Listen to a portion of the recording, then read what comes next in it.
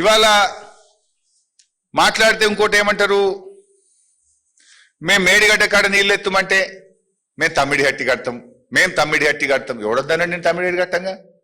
అప్పుడు 8 ఏళ్ళు కాంగ్రెస్ గవర్నమెంట్ లో ఉండి తమ్మిడి హట్టి కట్టంది మీరే, ఆగం చేసింది మీరే. ఇప్పుడు 32 నెలలు అయింది మీరు వచ్చి, 3 ఏళ్ళు దగ్గర.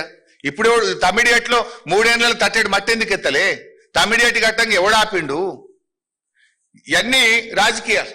ఇదే ఉత్తమ్ కుమార్ రెడ్డి అసెంబ్లీలో 2024-25లో 6 లక్షల ఎకరాలకు ఇస్తా అన్నాడు, 25-26లో 6 లక్షల ఎకరాలకు ఇస్తా అన్నాడు. 12 లక్షల ఎకరాలకు నీళ్ళు ఇవ్వాలి. 1 లక్ష కన్నా ఇచ్చినవాడు? ఒక్క ప్రాజెక్టు పూర్తి చేసినవా? నేను 1 ఎకరానికి కొత్తగా నీళ్ళు ఇచ్చినవా? ఒక చెరువు తవ్వినవా? ఒక చెక్ డ్యామ్ కట్టినవా? ఒక ప్రాజెక్టు పూర్తి చేసినవా?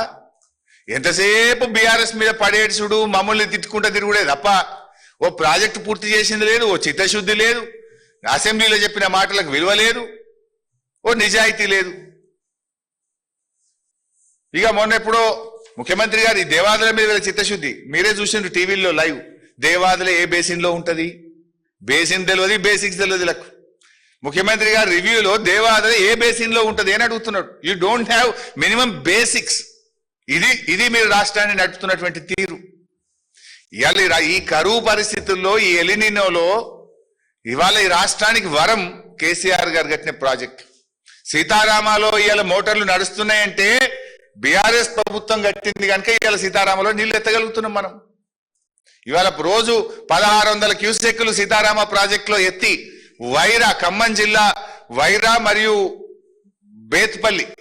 బేతుపల్లికి నీళ్లు పోతున్నాయంటే అది సీతారామ వల్ల. మంచినీళ్లు యాక్చువల్గా ఇప్పుడు సీతారామ కట్టి ఉండకపోతే ఖమ్మం జిల్లాకు మంచినీళ్లు కూడా దొరకని పరిస్థితి ఉంటుండే.